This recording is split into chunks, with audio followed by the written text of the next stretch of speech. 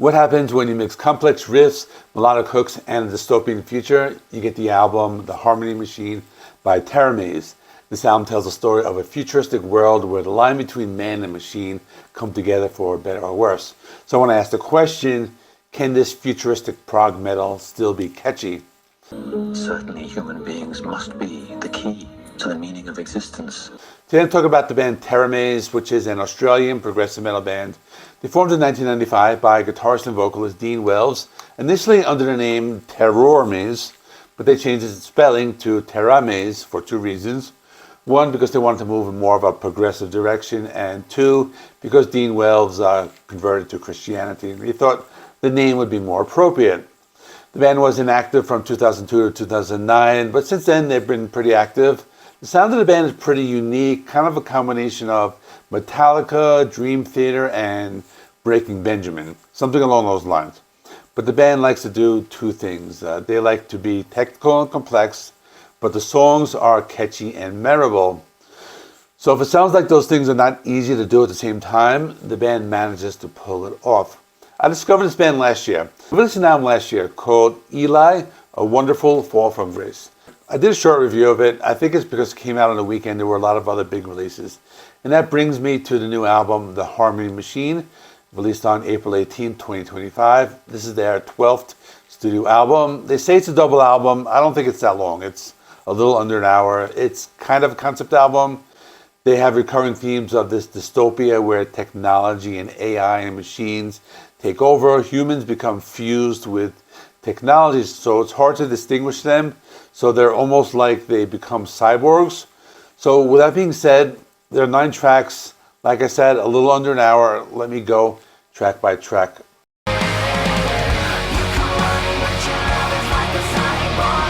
The album opens with Like a Cyborg. I notice the riffs are very complex. At the same time, still pretty easy to listen to. The vocals are very melodic, and the overall essence of the song is very futuristic, as there are different electronic effects. The song also has some catchy hooks, so it's not all technicality. It's a 6-minute song. There are also some different changes here and there. They don't make it sound too complex. There's some weird stuff. There's this rap section talking about AI or something like that. Then they play these palm-muted Def Leppard style guitar riffs. So I appreciate the experimentation without them going overboard. Then the song ends on a heavier note. It sounds like someone speaking into a loudspeaker, warning everyone that machines are taking over, so that adds to the concept.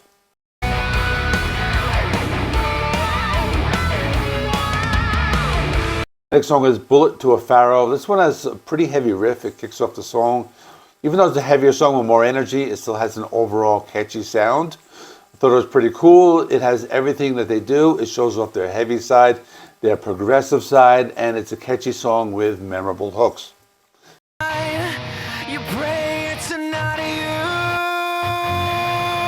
After this is a track called Gloom. This one had more of that new metal sound, some of those stop-start guitar riffs, and it was cool. I was listening with headphones. I could hear some of the guitar chords mixed in different channels, and they play some of these down-tuned metalcore style guitar riffs. And at the same time, the vocals and the song structure make it very easy to listen to, as the song is very catchy. There's one part before the 3-minute mark where the song speeds up. It kind of goes crazy, almost sounds like some type of malfunctioning computer, and it really picks up the pace. So I thought that was pretty cool, and I like that aspect of it.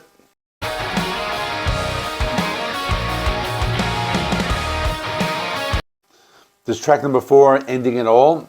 I hear the first couple of notes. I'm thinking it's going to be a softer song, but they pick it up. I'm thinking it's more of a progressive metal type of track. I heard them leaning into this Dream Theater type of sound, but they didn't abandon the heaviness, as there were some pretty cool thrashy riffs in the song as well, but still very melodic. I thought it was pretty cool, and had some tempo changes and some pop sensibilities to mix with progressive metal sounds. Track number 5 is called Sinister. This one had a pretty cool groove to it. It had some spoken parts in the beginning. Overall, it was a very melodic song filled with palm-muted guitar riffs.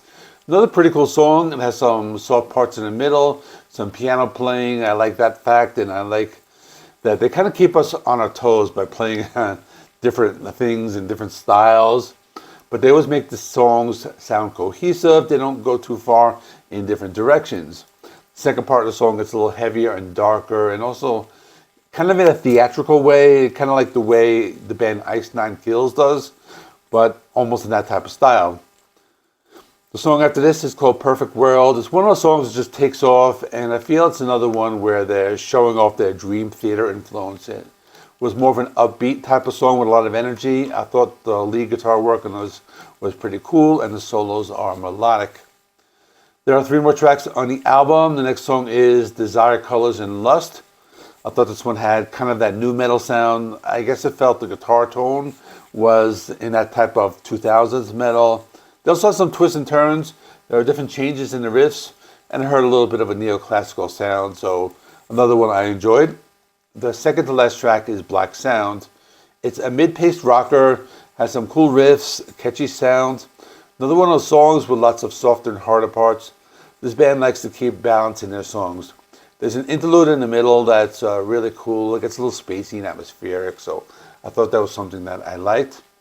The album ends with a 9-minute track called The Harmony Machine, or the title track, and this one had some of those spoken parts. It sounded very futuristic and all that. The first few minutes of the song, pretty much what you would expect from the band.